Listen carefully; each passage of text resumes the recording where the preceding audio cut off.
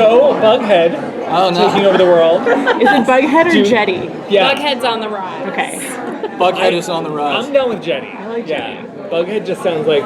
I get it, but like to me it's more endearing. What, Bughead? Yeah, like Bughead. It sounds like a Oh, it's like a little Jetty is severed like- Bughead.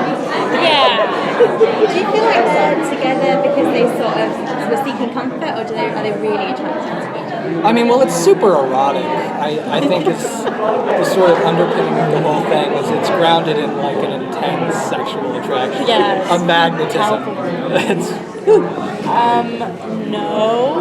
I think I don't know, I think they're both romantics, and being put in the situation where they're, solving a murder kind of brings you close to someone, and I think they have a deep appreciation for each other. I think it's really, it's real and it's there. Yeah, I think they both have this love of this kind of purified state of Riverdale that drives them to seek and discover what happened, this sort of critical event that made it something dark and ominous. And I think that kind of romanticism lives within both of them, and their shared investigation is sort of just the right petri dish for that festering bacteria to bloom. And we're hearing that it's possibly not sustainable since there could be a twist in a triangle coming towards the finale. It's like a love square pentagon. Hot Dog gets involved, Cocktail gets involved. How is Jughead going to feel when Archie re-enters the mix? That's going to be one of the questions of the narrative, and that's something that the audience is going to have to react to as well.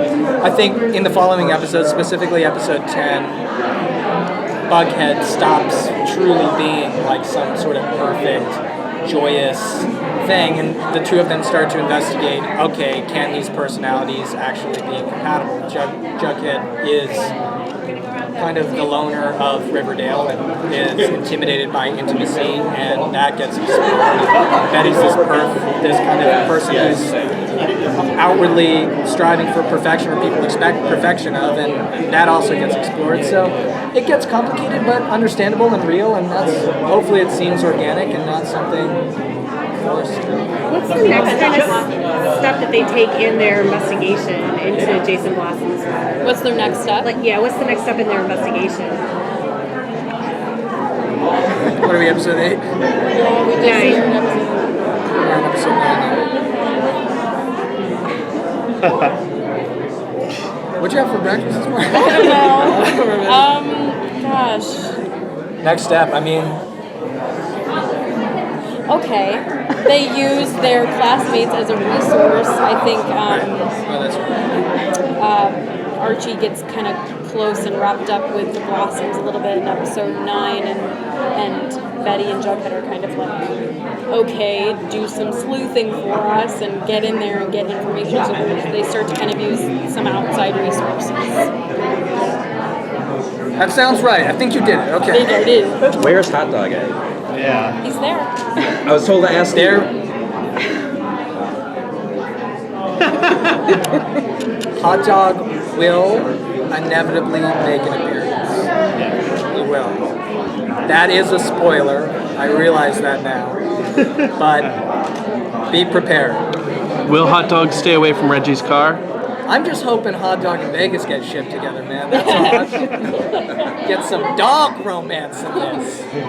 Jughead's relationship with his dad actually kind of breaks my heart, and it is probably the most invested I am in all the relationships that are going on the show. So, question to you is, what do you bring to it? What do you get out of it? And like, how do you, I guess, as a character or an actor? Yeah. Well, what do you get out of it as an actor? And then how do you make sure you portray that character genuinely? Well, I think the goal as an actor in playing a character like that is always empathy and understanding, and to follow a sort of logical pathway from a kid who has experienced trauma of a very specific kind, or tragedy of a specific kind.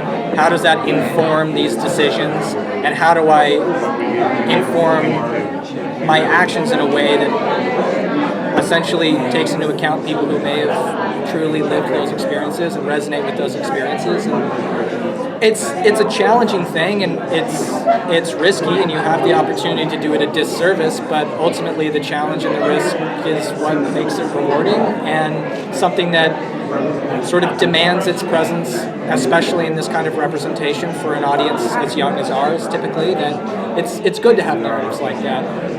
Helps when you have Skeet.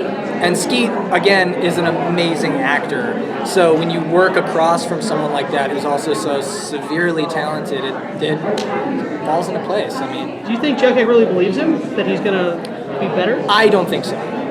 But I think Jughead has a real fondness, and truly his weakness, Jughead's sort of philosophical weakness, is a yearning for the goodness of people that allows him to sort of put his faith even in liars and heartbreakers and people who do the town wrong just because he wants to give them the benefit of the doubt. How did you react when you heard Jason, who had killed Jason?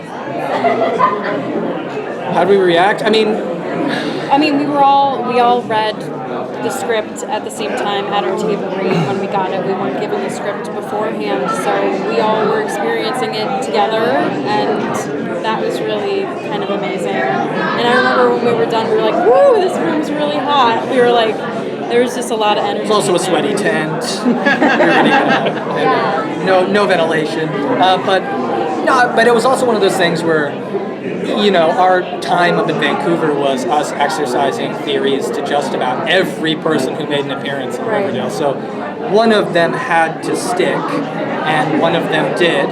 And because it would have gone anyway. Right. We had no idea where it could go, where the writers were going to take it, so it was truly a surprise when we found out.